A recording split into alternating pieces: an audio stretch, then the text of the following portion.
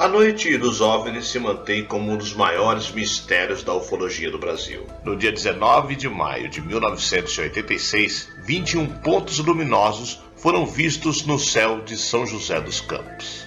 5 caças da Força Aérea Brasileira foram enviados para combater os alvos, que, segundo relatos documentados oficialmente pelo governo, mudavam de localização em alta velocidade. À época do fato, o então ministro da Aeronáutica, o brigadeiro Otávio Júlio Moreira Lima, disse em entrevista coletiva com os pilotos que o fato seria apurado pelo órgão. O resultado foi um dossiê mantido sob sigilo desde 1986 e divulgado apenas em 2014. Os relatórios fazem parte hoje do acervo do Arquivo Nacional, sendo o segundo material mais acessado do acervo, atrás apenas dos relatórios da ditadura militar. Eu sou o Sidney Góes e você está no Placebo. Vem comigo, que no caminho eu te explico.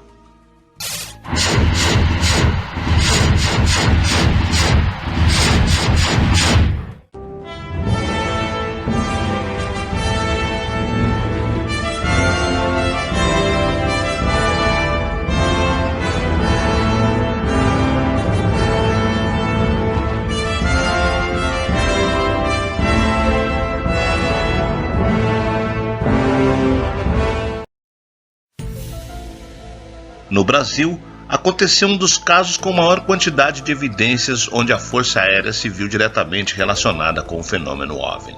A Noite Oficial dos OVNIs aconteceu em 19 de maio de 1986 no Brasil e se tornou um dos casos mais importantes e famosos nesse país e no mundo. Os operadores de radares estavam trabalhando nas torres de controle quando começaram a ver uma série de luzes anômalas que apareciam nas telas que vigiam os céus do Rio de Janeiro, São Paulo e São José dos Campos. Os objetos foram detectados no ar por pilotos civis e militares, e imediatamente o Sindacta entrou em contato com as bases aéreas da região, indicando que enviariam pilotos de guerra para estudar de perto o fenômeno. Esse acontecimento foi só o primeiro de uma noite misteriosa, a qual 7 pilotos experientes de guerra sobrevoaria a região tentando determinar o que eram esses 21 objetos que os radares registraram. O capitão Márcio Brizola Jordão foi uma das testemunhas privilegiadas do que aconteceu essa noite. O capitão Brizola devia decolar imediatamente para tentar alcançar os objetos e determinar a natureza do fenômeno que se encontrava invadindo o espaço aéreo do Brasil. 21 objetos foram vistos sobre o território brasileiro, sobre os céus das cidades mais povoadas, impedindo os voos de um dos aeroportos mais movimentados do mundo. O que poderia ter sido? Poderia se tratar de um defeito no sistema de radares? Poderia ser uma intromissão para ensaiar alterações nos mecanismos de defesa ocidentais? A hipótese de guerra eletrônica explicaria as imagens do radar, mas não os que os pilotos viram no ar. Os objetos voaram em formação com os pilotos, mas os radares foram os únicos que conseguiram registrar os 21 objetos durante todo o evento, que durou 4 horas. Podia se tratar de uma interferência ou uma guerra eletrônica? No dia seguinte, o alto comando da Força Aérea deu uma coletiva à imprensa contando o que tinha acontecido. Foi uma das poucas vezes que uma autoridade militar vem perante uma coletiva de imprensa para admitir que existia no céu objetos que não podiam ser controlados.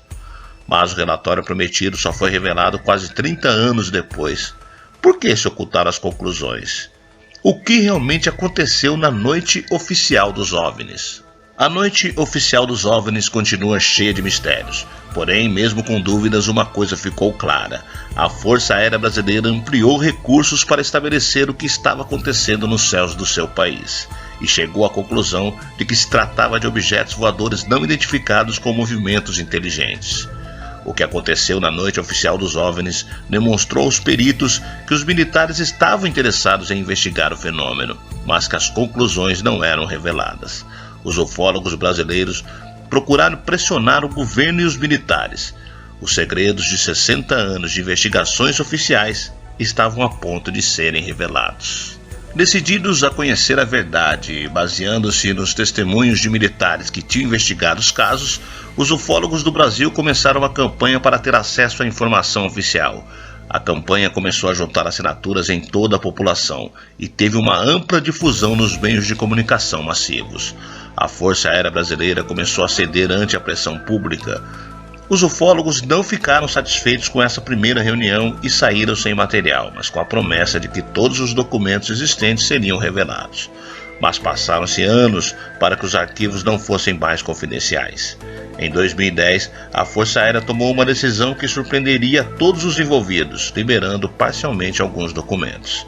A campanha UFO, Liberdade de Informação Já, comprovou que os órgãos oficiais investigaram as denúncias de OVNIs e também deixou claro que nem todas as informações eram reveladas, aumentando as suspeitas de que alguns órgãos mantinham os resultados em segredo.